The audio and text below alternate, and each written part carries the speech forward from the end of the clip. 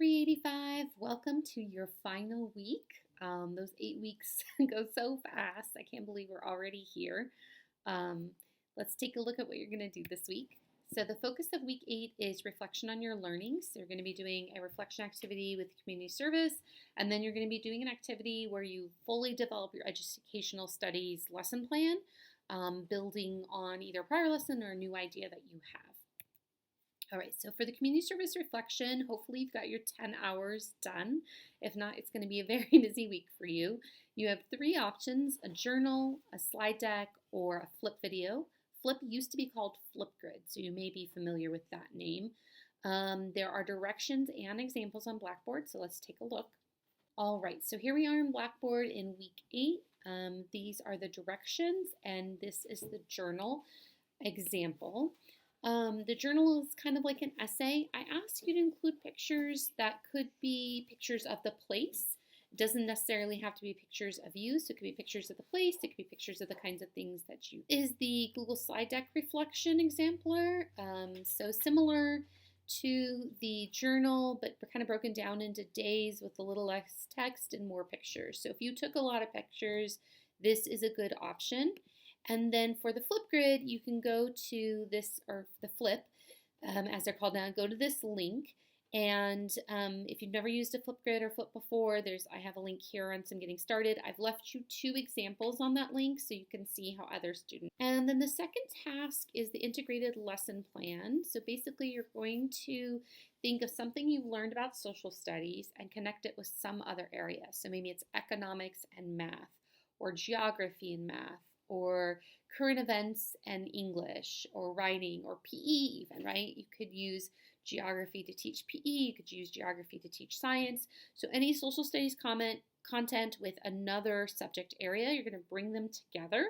Now you can start from one of your lessons you've already started. So you already started an economics lesson sketch, you have a geography lesson sketch. I want to feel like there's another one I'm forgetting right now. But you can start from one of those lesson sketches that you've already done, and you can fully develop them out and add in another content area. That's totally okay with me. But you are going to be completing the full educational studies lesson template. So I'm going to pull that up for you. Let's take a look at Blackboard. Here we are in Blackboard. So here's the list. So you're going to make a lesson that has both. Please do not use teachers pay teachers. Using teacher pays teachers is plagiarism and is not acceptable.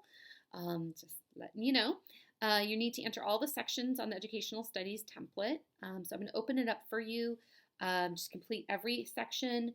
Make sure you check your grammar. You want your best work for this. This is kind of like an end of term essay or project, right? It's the big deal. I've included an example, so you can see this example here that another student did. Okay, and you can see the length and the detail, right? We've just been doing the center parts, so really looking at the length and the detail. This is the educational studies lesson plan. All educational studies classes are supposed to be using the same one. I don't know if that's actually happening, but that's what I was told. So you are the author. Okay, the course is 385. Date and everything you got. Subject, you're going to put 2, right? Because you're going to have both something from social studies and another content. And then the grade level. This is really important. It's really important as I read it that I know the grade level, because I'm going to be checking it for age appropriateness. Your content standards, that's going to be both your social studies or content standards or the framework and your other subject area. Your learning objectives. Learning objectives are sometimes students can or students will statements. The materials you'll need to complete your lesson plan. Multiple intelligences, we didn't cover that in this course. If you haven't learned that yet, kind of just do a 5-minute review. It's not a huge important thing, so if that's general for this class, that's okay. And then technology, what technology will the teacher be using and what technology will the student be using? Okay, so in this area, this learning environment, diversified learners includes students who are accelerated, so formerly known as GATE students. What enrichment activities would you have? It's also going to include students on IEPs or 504s. It's also going to include students who are designated as English learners. So what strategies will you use to help those different groups? Okay, so the instructional strategies. Okay, then this is the same as we've been using, right? We've been doing the activating background knowledge. That's the same. Instructional strategies, that's the same. This is the new part, informal assessment. So as we go through a lesson, we should be checking for understanding of our students.